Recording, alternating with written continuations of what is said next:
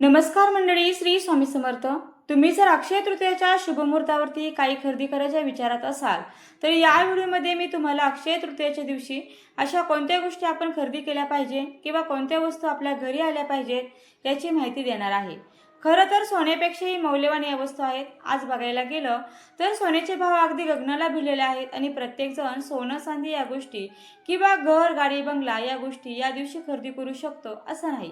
पण ज्या गोष्टीचा अक्षय तृतीयाला खरा मान आहे त्याच वस्तूंची माहिती मी तुम्हाला या व्हिडिओमध्ये देणार आहे. तेव्हा व्हिडिओ संपूर्ण पहा.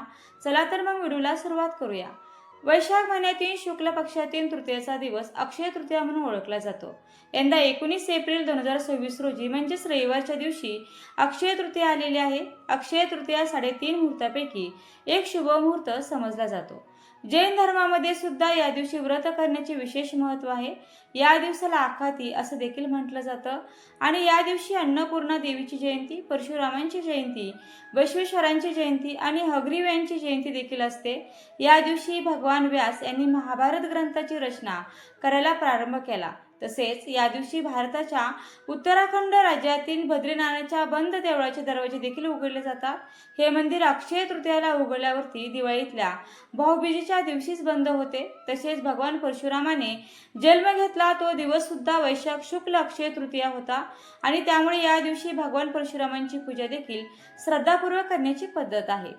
जो मनुष्य या दिवशी गंगा स्नान करतो तो पापांपासून कायमचा मुक्त होतो अशी आपल्या हिंदू संस्कृतीमध्ये धारणा आहे.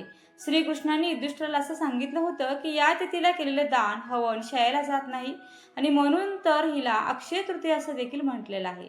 देव आणि पितर यांना उद्देशून या तिथीला जे कर्म केले जाते ते सर्व अक्षय म्हणजे अविनाशी होते आणि या दिवशी गंगेचे स्वर्गातून पृथ्वीवर अवतरण झाले अशी ही आख्यायिका प्रचलित आहे. अक्षय तृतीया हा एक स्वयंभू मुहूर्त मानला जातो. परंतु मुहूर्त म्हणजे काय की त्या दिवशी आपल्याला वेगळी अशी शुभ वेळ शोधण्याची गरज पडत नाही.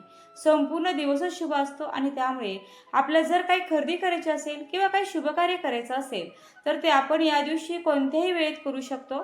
स्वयंभू मुहूर्ताला 3.5 मुहूर्तापैकी पूर्ण एक मुहूर्त असं म्हटलं जातं आणि अक्षय तृतीया हा सुद्धा 3.5 मुहूर्तामधला संपूर्ण असा मुहूर्त आहे.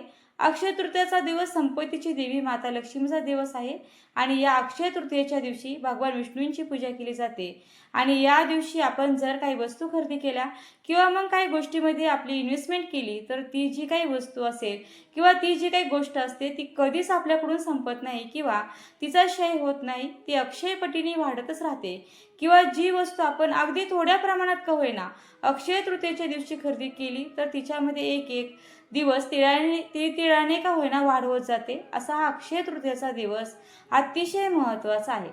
पारंपरिकपणे या दिवशी सोने किंवा चांदी खरेदी करण्याची प्रथा आहे. परंतु जर तुम्हाला ते परवडत नसेल तर काळजी करू नका. तुम्ही ज्योतिषशास्त्रानुसार पुढील काही वस्तू खरेदी केल्यास घरामध्ये सुख समृद्धी लाभू शकते. आपल्या घरामध्ये माता लक्ष्मीचं आगमन त्या निमित्ताने देखील होऊ शकेल आणि माता लक्ष्मी आपल्या घरामध्ये कायमस्वरूपी टिकून राहावी असे प्रत्येक माणसाची इच्छा असते. तर बघूयात पहिली वस्तू कोणती आहे. बघा, पहिली आहे अक्षय पात्र.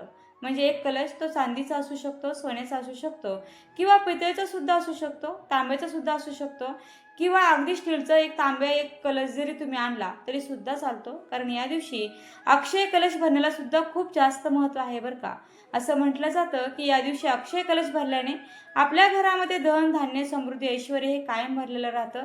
म्हणजेच काय की आपल्याला आपल्या घरातल्यांना नोकरीत असू द्या व्यवसायात असू द्या त्यामध्ये आपली कायम प्रगती होत राहते. म्हणून आपल्याला सोनं चांदी शक्य नसेल ना तर एक साधा स्टीलचा तांब्या तरी या दिवशी आवर्जून खरेदी करायचा आहे. आणि हो, तांब्या खरेदी केल्यानंतर घरून जाताना थोडेसे तांदूळ घेऊन जा आणि त्या तांदळांनी भरलेला कलश जो आहे तो आपल्याला घरी घेऊन खरेदी करून आणायचा आहे. रिकामाच तो आपल्याला कलश घरी आणायचा नाहीये. आता यानंतरची दुसरी वस्तू, तुम्हाला जर कुलदेवीचं टाक, कुलदेवीची मूर्ती, कुलदेवीचा फोटो आपल्या देवघरामध्ये स्थापन करायचा असेल, घरात आणायचा असेल तर ते सुद्धा तुम्ही आणू शकता. देवघरात त्याची स्थापना करू शकता.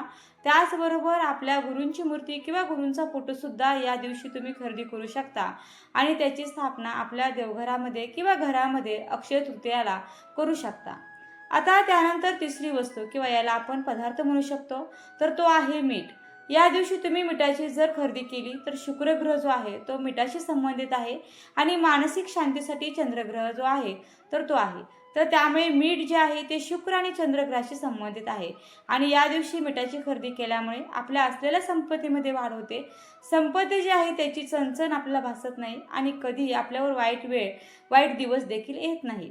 आणि मीठ जे आहे त्याची पण निर्मिती समुद्र मंथनातून झालेली आहे. माता लक्ष्मीची सुद्धा समुद्र मंथनातून उत्पत्ती झालेली आहे आणि त्यामुळे माता लक्ष्मीला मीठ हे अतिशय प्रिय आहे. बघा, यानंतर चौथी वस्तू आहे ती म्हणजे कापूस. जर तुमचं बजेट नसेल आणि तुम्हाला महागड्या वस्तू घेणं परवडत नसेल तर या दिवशी तुम्ही कापूस खरेदी करू शकता. अक्षय तृतीयेच्या दिवशी कापूस खरेदी केल्यामुळे जीवनामध्ये शांती मिळते आणि घरामध्ये संपत्ती वाढते. बघा, कापूस हा पांढरा शुभ्र आणि अतिशय मऊ असतो. तर त्यामुळे आपण या दिवशी समजा तो कापूस घेऊन तुम्ही त्याच्या वाती देखील बनवू शकता आणि देवघरामध्ये प्रत्येक सणवाराला वापरू शकता. कापूस तर आपण सगळेजण घेऊ शकतो. ती अतिशय फार अशी काही महाग गोष्ट नाहीये. आता यानंतर सगळ्यात महत्त्वाची आणि सगळ्यांच्या घरी वापरली जाणारी वस्तू म्हणजे झाडू. लक्ष्मीपूजनाला आपण लक्ष्मी स्वरूप झाडूची पूजा करत असतो. अक्षय तृतीयेच्या दिवशी तुम्ही छोटीशी शिराई म्हणा किंवा झाडू आणि त्या दिवशी त्याची हळदी कुंकू अक्षता वाहून पूजा करा. तो तसाच ठेवून द्या. जुना झाडू खराब झाल्यावर मग तुम्ही हा नवीन झाडू वापरू शकता, चालेल. पण या दिवशी तुम्ही झाडू खरेदी केला तर त्याची तुम्हाला खूप लाभ देखील होईल. झाडू हा माता लक्ष्मी स्वरूप आहे एवढं मात्र लक्षात ठेवा.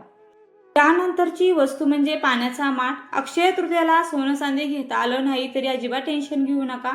त्याऐवजी आपला साधा मातीचा माठ, एखादा मातीचं भांडे किंवा मातीचा दिवा जरी घेतला तरी तो सोन्याइतका शुभ मानला जातो. सध्या उन्हाळ्याचे कडक दिवस आहेत त्यामुळे एखाद्या सार्वजनिक ठिकाणी पाण्याचा भरलेला माठ नक्कीच दान करा. मुक्या प्राण्यांना आणि माणसांना पाणी पाजणं हे अन्नापेक्षाही मोठंच दान आहे. असं केल्याने घरातले पितृदोष दूर होतात आणि देवांचा आशीर्वाद पाठीशी राहतो. बघा, माता लक्ष्मीला मातीच्या वस्तू खूप आवडतात त्यामुळे या दिवशी मातीचा माठ घरात आणल्याने घरात पैसा अडका आणि सुख समृद्धी येते आणि या दिवशी जे पुण्य मिळतं ते कधीही न संपणारं अक्षय असतं.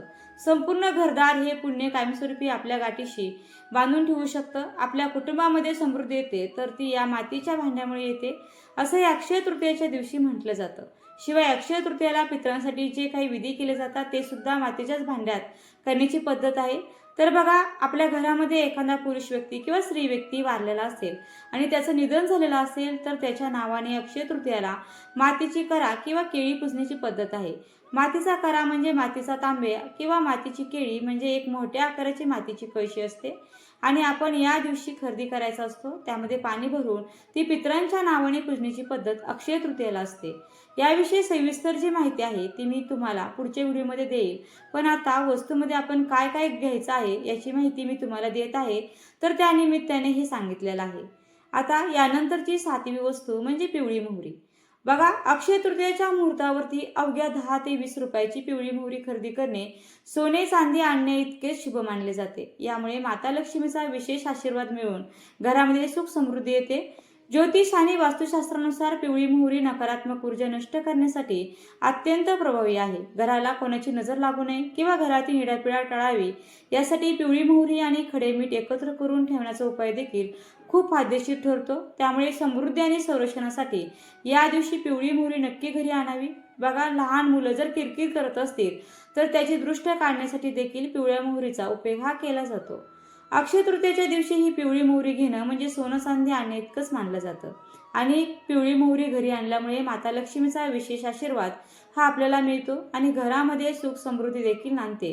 आणि प्रत्येकाला तर हेच वाटतं आपलं घर सुख संपन्नमय असावं, तर मग नक्कीच तुम्ही पिवळी मोहरी या दिवशी खरेदीही करू शकता.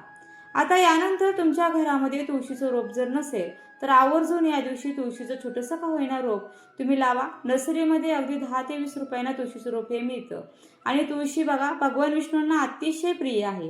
तुळशी माता लक्ष्मीचं स्वरूप आहे. तर त्यामुळे तुमच्या घरामध्ये बघा तुळशी नसेल किंवा उन्हाळ्याचे दिवस आहे, तुळशी जर सुकली असेल तर तुम्ही नवीन तुळशीचं रोप लावा. त्याचप्रमाणे तुळशीची माळ देखील खरेदी करू शकता. तुम्ही एक बारीक मण्याची माळ, एक जाड मण्यांची तुळशीची माळ देखील नक्कीच या दिवशी खरेदी करू शकता. तुम्ही भगवान श्रीहरी विष्णूंची मूर्ती तुमच्याकडे जर असेल, फोटो असेल किंवा आपल्या देवघरामध्ये आपण रंगनाथ ठेवतो म्हणजे ज्याला बाळकृष्ण सुद्धा म्हणतात, तर त्यांच्या गळ्यामध्ये सुद्धा घालण्यासाठी आपण ती तुळशीची माळ नक्कीच वापरू शकतो. जपासाठी देखील तुळशीची माळ वापरू शकतो. आपल्या स्वतःच्या गळ्यात घालण्यासाठी देखील तुळशीची माळ ही वापरू शकतो. आता यानंतरची वस्तू म्हणजे पितळचं भांडं. या शुभ दिवशी तांब्या पितळाची भांडी खरेदी करणं अतिशय शुभ मानलं जातं आणि यामुळे घरामध्ये संपत्ती वाढते, अन्न वाढतं. तसेच या दिवशी कवड्या देखील खरेदी करून त्या माता लक्ष्मीच्या चरणी अर्पण केल्यामुळे आर्थिक समस्या देखील दूर होतात. आता बघा, शक्यतो तांब्या पितळाची भांडी आपल्याकडे असतातच, म्हणजे देवपूजेसाठी खास करून आपण ते वापरतो. तुम्हाला स्वयंपाकामध्ये म्हणा किंवा तुमच्या देवपूजेसाठी म्हणा एखाद्या पितळाच्या भांडीची जर गरज पडत असेल किंवा तांब्याच्या एखाद्या वस्तूची जर गरज पडत असेल तर अक्षय तृतीयासारखा दुसरा महत्त्वाचा मुहूर्त नाही. तुम्ही आवश्यक या दिवशी या 3.5 मुहूर्तापैकी पूर्ण एक शुभ मुहूर्त मानल्या जाणाऱ्या दिवशी या वस्तूची आवश्यक खरेदी करू शकता, जेणेकरून त्याद्वारे मिळणारे जे काही अक्षय पुण्य आहे ते तुमच्याजवळ कायमस्वरूपी संचित राहील आणि ते उत्तराउत्तर वाढत देखील राहील. आता अजून मी तुम्हाला काही महत्त्वाच्या गोष्टी सांगते ज्या आपण वर्षभर आपल्याला या वस्तूंची गरज पडते आणि ते सगळ्यात महत्त्वाचं म्हणजे श्रीयंत्र, यानंतर कुबेर यंत्र. कुबेर म्हणजे धनांची देवता आहे. अक्षय तृतीया हा 3.5 शुभ मुहूर्तापैकी एक शुभ मुहूर्त आहे आणि त्या दिवशी जर तुम्ही कुबेर यंत्र स्थापित केलं तर तुम्हाला कुबेर देवतांचा जो आशीर्वाद आहे तो तुमच्या घरावर नेहमी राहील. यानंतर महत्त्वाचं म्हणजे तुम्ही देवांच्या मूर्ती, स्वामींची मूर्ती, तुम्हाला अन्नपूर्णा माता, माता लक्ष्मी कोणत्याही देवांच्या मूर्तींची स्थापना करायची असेल तर तुम्ही या अक्षय तृतीयाच्या दिवशी देवांची मूर्ती खरेदी करून ती स्थापित करू शकता. देवांचं वस्त्र घ्यायचं, काही देवांच्या बाबतीत कुठल्याही वस्तू घ्यायच्या आहे, तामण म्हणा, तांब्याचा तांब्या घ्यायचा आहे, तर तुम्ही देवांच्या वस्तू खरेदी करण्यासाठी अक्षय तृतीयेच्या दिवशी तुम्ही खरेदी करा, तर त्याचा जास्तीत जास्त तुम्हाला लाभ होईल. यानंतर कवड्याचं तोरण, यानंतर बघा लक्ष्मीची पावलं, यानंतर गजलक्ष्मी, गजांतलक्ष्मी किंवा हत्ती. बघा, हत्तीची जोडी आपल्या देवघरामध्ये असलीच पाहिजे. पितळेचे भरीव हत्ती जे आहे तर ते तुम्ही या दिवशी खरेदी करून स्थापित करू शकता. त्याचप्रमाणे बघा, स्वस्तिक मांगल्याचं प्रतीक आहे. धातूचं स्वस्तिक देवघरामध्ये ठेवा किंवा मुख्य दरवाजाला तुम्ही बाहेरच्या साईडने लावलं तर आपल्या घरामध्ये नेहमी मंगलमय गोष्टी ह्या घडत असतात. तर ज्यांना ज्यांना वाटेल ते या वस्तू नक्कीच खरेदी करू शकता. तर नक्कीच तुम्ही अक्षय तृतीयाला म्हणा किंवा त्या अगोदर का होईना या वस्तू खरेदी करा.